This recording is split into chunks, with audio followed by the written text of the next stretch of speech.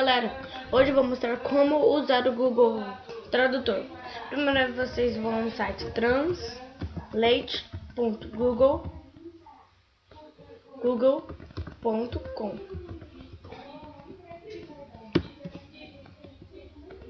Translate.google.com. Tá, entra nesse site aí do Google Tradutor. Depois, aqui ó, aqui é de onde você quer, aqui é de onde você escreve.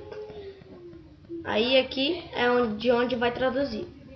Tipo, se eu colocar de, aqui é para inverter, tipo, do português para inglês para português. Então vou colocar assim. Ó, aqui tem detectar idioma.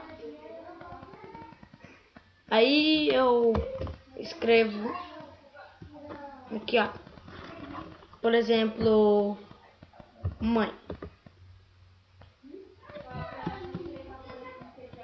Você colocar pai, assim, ó, father, entendeu? Aí aqui, ó, português para o irlandês, sei lá.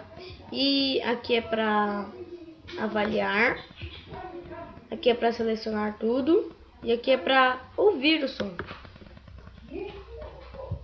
Pá. E aqui é radar. Entenderam? Muito obrigado. Aqui é para traduzir. E